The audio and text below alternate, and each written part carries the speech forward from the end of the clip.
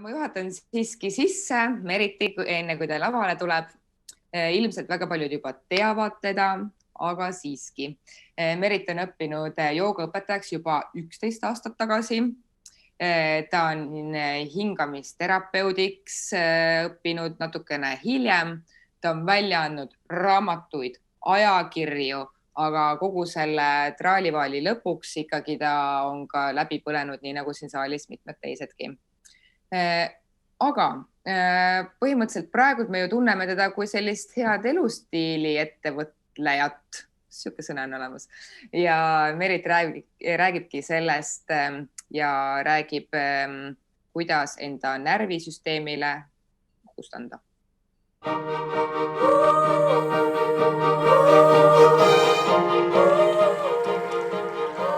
Ja aitäh! Võtke siis mõnusalt vett, teed, kelle väga vaja siis kohvi. Kui minu või Sandra käest küsida, siis pärastlõunal mitte kohvi. Aga ma räägin, kuidas närvisüsteemile puhkust anda tõepoolest ja tegelikult ka niipidi, et mida igaüks peaks närvisüsteemist teadma. Närvisüsteem on mu lemmikteema ja ma loodan, et ma teen hästi kompaktselt. Kevadel tuleb üks 3-päevane retriit sellel teemal. Sellest ma ei tahtnud rääkida, aga see on nagu see 3 päeva nagu paras mulle selles teemas. Aga hästi praktiliselt. Ja võib-olla see vajab natuke tähelepanu. Närvisüsteem jaguneb 2, nagu kui sa kujutad ette sellist, ma ei teinud slaidi. Kesknärvisüsteem ja perifeerne närvisüsteem. Kesknärvisüsteem on aju ja seljaaju. Ja me teame juba kooliajast, et mingid asjad me teeme seljaajuga, näiteks kui miski meid kõrvetab, siis me võtame seljaajuga juba selle käe ära ja pärast alles mõtleme, et vist oli palav või see oli vist vale asi, mida katsuda. Ja seljaajust lähevad, või selgroost, iga lüli vahelt lähevad närvid meie kõikidesse organitesse, põhimõtteliselt iga rakuni välja ja iga organini, iga jäsemeni. Ja see on perifeerne närvisüsteem, kesknärvisüsteem, perifeerne. Perifeerne jaguneb 2. Somaatiline, ehk siis see, mida me saame liigutada nagu tahtele alluv, ja autonoomne, sõltumatu mu lemmiksõna, automaatne siis tegelikult. Autonoomne närvisüsteem. Tahtele alluv ja mitte tahtele alluv. Mitte tahtele alluv närvisüsteem on see, mis jaguneb omakorda 2 ja siin on see võtmekoht, mida ma kõige rohkem fännan ja mille pärast ma armastan biohäkkimist ja ma räägin teile ka, kuidas seda teha.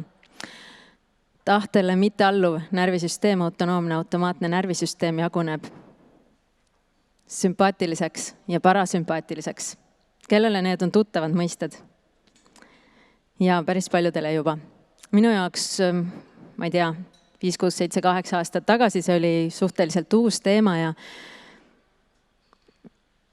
sest et sümpaatiline ja parasümpaatiline närvisüsteem on põhimõtteliselt meie 2 põhiseisundit ja me ei saa nendes olla korraga, me saame olla ainult kordamööda.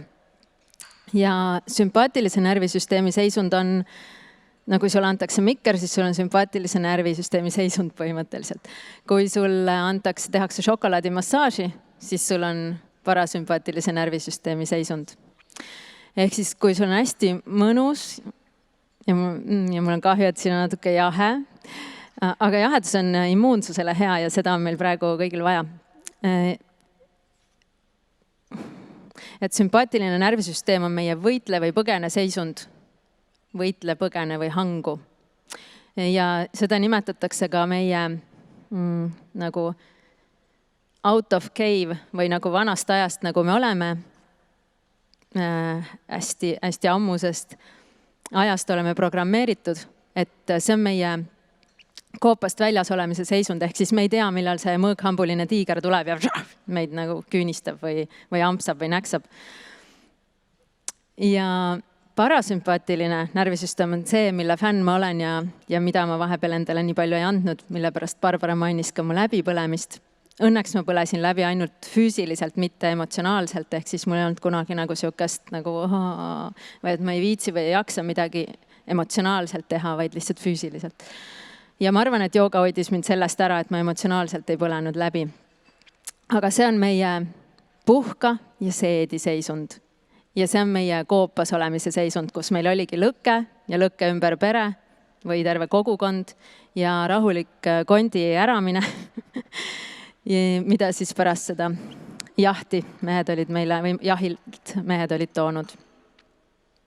Ja sümpaatilise närvisüsteemi seisund on põhimõtteliselt see, kus süda hakkab kloppima, kus veresooned ahenevad, kus rohkem verd tuleb meie jäsemetesse, et me saaksime põgeneda, kus me hingamine muutub kiiremaks ja meil tekib adrenaliini, et me jaksaksime joosta ja üle inimlikke mingeid tõsteid ja hüppeid teha.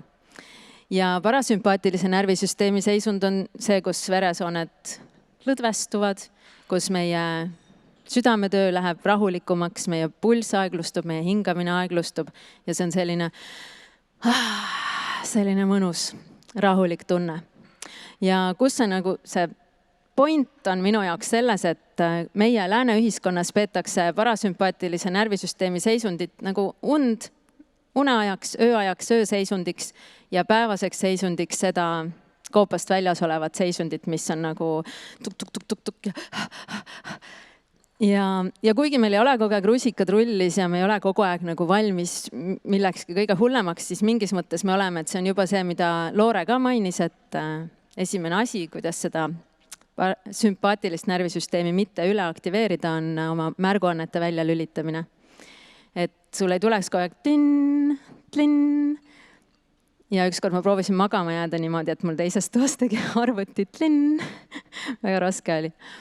Et see on see, mis meenutab meie kehale, meie närvisüsteemile seda mõõghambulist tiigrit. Ja kuigi me saame kohe aru, et see ei olnud kuigi me ei tea kunagi, mis seal sõnumis on, siis see on see seisund põhimõtteliselt. Ja mõned toidud tekitavad seda, mõtted tekitavad seda ja oma loengutel hommikul, kui me pool tundi sõidame lapsega kooli, räägin ma talle ka sellest samast ja ütlen, et hingamisega saab seda kõige rohkem kontrolli alla.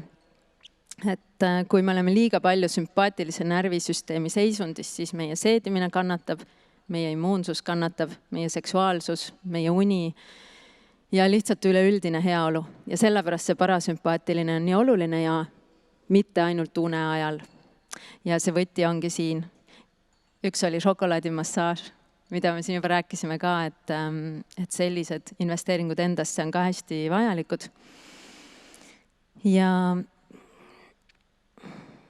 üks on hingamine, mis on minu jaoks nii äge, sest ma ütlesin, et närvisüsteem jaguneb 2 perifeerne, et nagu tahtele alluvaks ja automaatseks. Aga hingamine on ju meil mõlemat. Et on automaatne, kui me ei taha midagi sellega ette võtta ja selles seisnebki mu loeng lapsele, mida ma teen. Et tema laseb oma hingamisel lihtsalt juhtuda ja nagu kütab ennast sellega emotsionaalselt üles. Ja samal ajal meie hingamine allub tahtele. Ja kui me oleme närvis, siis meie hingamine tuleb rohkem siia rinnakorvi, mis on ka naiste viga üldiselt, sest meie riietus on selline. On olemas selliseid kleite nagu mul, aga on olemas sellised, mis on kummiga keskelt ja kus ei saa hingata. Ja see hingatki ainult rinnaga, sest see on ilusam kui punnis kõhuga hingata, on ju. Ja see tekitab natuke ka sümpaatilist närvisüsteemi, nagu aktiveerib stressi. Tekitab kogu aeg natuke stressihormooni taset. Samas kui kõhuga hingamine, kui see sisse hingates tunnetad, et su kõht paisub ja välja hingates vajub, siis see on rahustav. Siis seda saab ise mõjutada, kui on mingi olukord, mis tekitabki sinust seda kiiret rinnakorvi hingamist, siis sa ise muudad oma hingamise rahulikuks. Ja minu joogaõpetaja ütles, et kui sa valitsed oma hingamist, siis sa valitsed maailma. Ja siis ma ütlen seda oma lapsele iga päev. Kuigi tal ei ole nii suuri ambitsioone, aga põhimõtteliselt siis sa saad kõike teha, sa oled kõigeks täies rahus võimeline. Sest mida veel see parasümpaatilise närvisüsteemi seisund annab, on see, et sul jõuab rohkem verd aju erinevatesse osadesse ja sa mõtled paremini. Sa leiad paremaid lahendusi olukordadele. Sümpaatilist närvisüsteemi aktiveerib sissehingamine ja parasümpaatilist väljahingamine. Ja üks hästi lihtne rahustav hingamine on see, kui sa hingad sisse näiteks 2 sekundiga ja välja 4-ga. Ja võid proovida praegu. Proovi 2-ga sisse, 4-ga välja. Võib läbi nina või läbi suu. Siis 4-ga sisse ja 8-ga välja.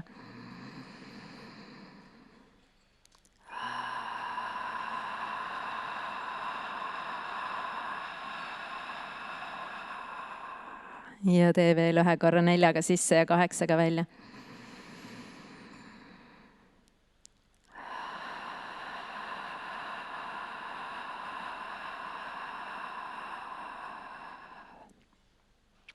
Kuidas tunne on? Liiga parasümpaatiliseks teatud olukordades me ei taha ka minna, sest see teeb meid nagu natukene uniseks ja natuke liiga rahustab maha, et me ei viitsigi enam midagi teha.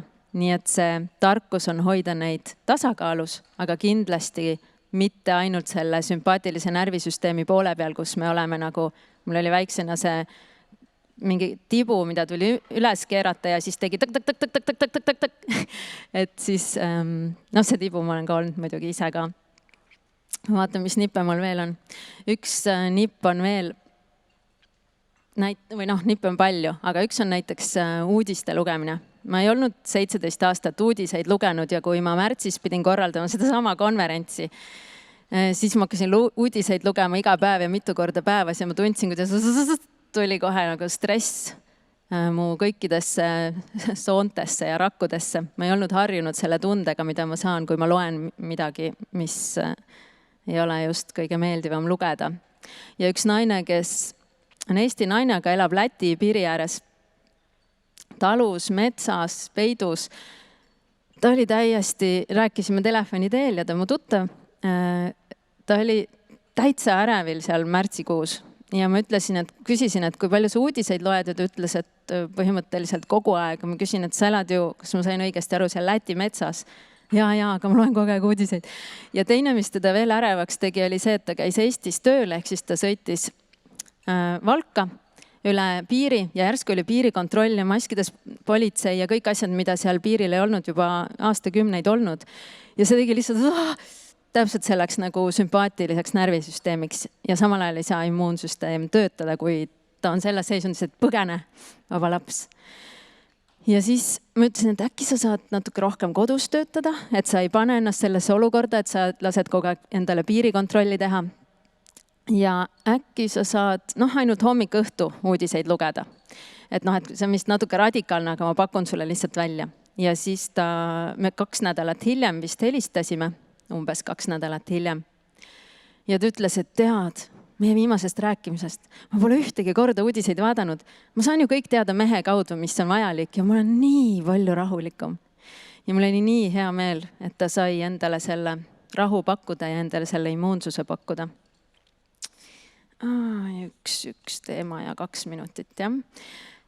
Ja üks asi, millest emotsioonid tulevad ja ma hiljuti lugesin, et haiglas on inimesed, 3/4 inimestest, kes on haiglas, nende haiguse juurpõhjus on emotsionaalne.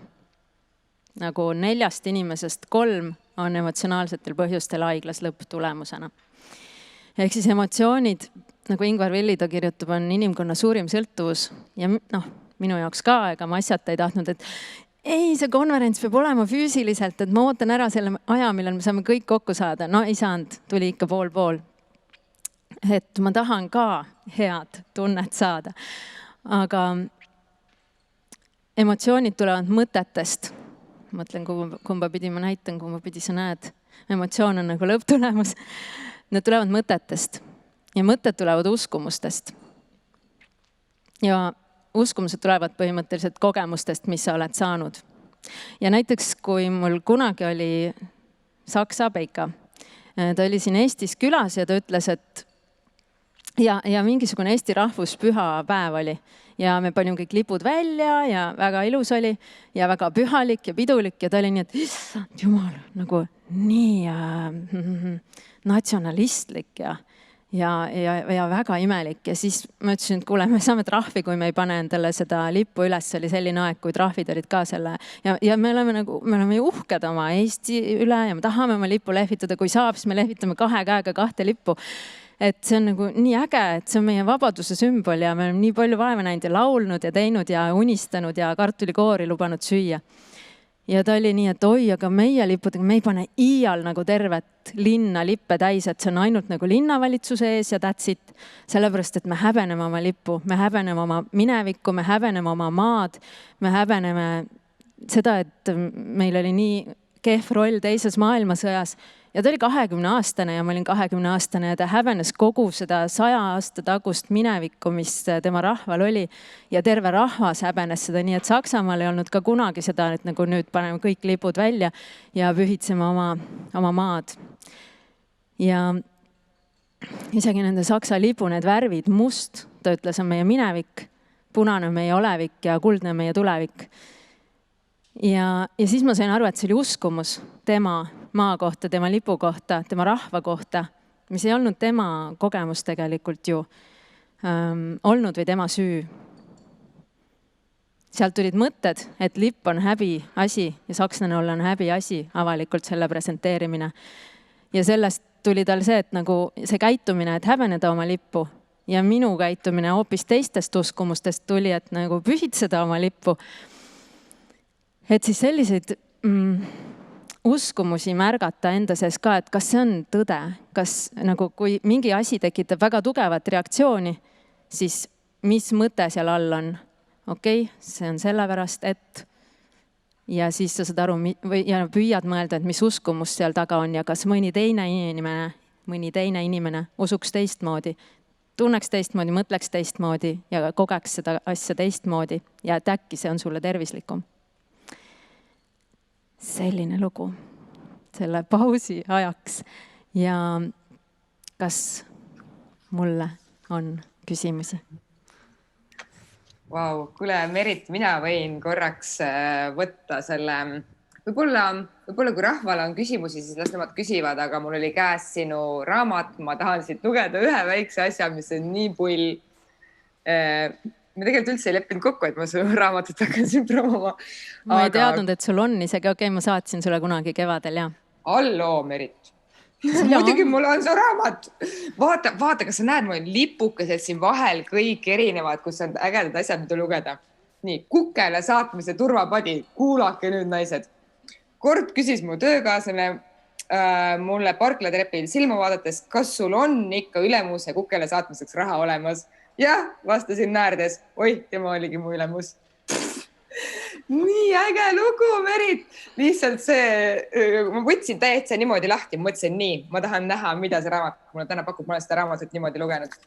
Aga tegelikult üks küsimus, enne kui keegi saab sõna, ma tahtsin küsida või kommenteerida. Ma olen sult nii palju õppinud ja kõik need naised, kõik pool Eesti Vabariiki on sinult nii palju õppinud. Et see ettevõtluse asi ja nii nagu siin kõik naised on tublid ettevõtjad, aga kõik inimesed ei ole sündinud juhiks ja paljudel inimestel on vaja seda ühte inimest samm kõrgemal, kes ütleks, näed, nüüd on hommik käest, täna teeme neid asju või et täna selle kuu plaan on see, et kuidas sa julgustad neid inimesi ka tegelikult, et astuge välja enda sellest palgatööst ja hakkake ettevõtjateks. Mul tuleb meelde, mis mul tegelikult selle ettekande lõpp oli. See oli see, et ma aeg-ajalt saan telefonikõnesid või e-maile, et mul on väike beebi ja ma tahaksin alustada ettevõtlusega. Mis sa mulle soovitad? Kui sa vähegi saad, siis ära alusta ettevõtlusega, kui sul on väike beebi. Kui sul on vähegi võimalik alustada ettevõtlusega, kui sa oled 20 ja kui sa oled just lõpetanud ülikooli või enne ülikooli või alusta õpilasfirmast. Ja kui sa mitte kuidagi muud moodi ei saa ja kui sul on need minu soovitused, et ära loe uudiseid ja hinga ja hoia ennast. No mul oli siis mediteerimine ja jooga ka. Sa pead neid asju päriselt siis tegema ja siis sa saad mu loa nagu teha firmat. Aga see muidugi ei ole kõigile, et peab ära tundma, et kas on okei. Sest et näiteks see sama saksa boyfriend, see oli ammusest ajast, aga tema töötas kodus ja ta ütles, et tal on täiesti nagu, ta ei taha kodus töötada, tal on nii igav, ta tahab õhtul kell 6, kui tööpäev lõpeb, ta tahab välja minna. Et temale see ei sobinud, aga mind pane kuskile tööl käima, siis mulle ei sobi see, ma tahan oma seal palja jalu ja oma värki pika lõunase jalutuskäiguga ja et see ongi selline enesetunde järgi äratundmine, et mis on sinu tee. Aga ettevõtlus on muidugi hästi kihvt ka. No siis sina pead meid kõiki nüüd nõustama, et saame tuttavaks kõik ja siis sa ütled, mida teha. Nii, aga saalist. Kas on saalist ka küsimusi? Sigrid, manageeri värki. Juba tuleb.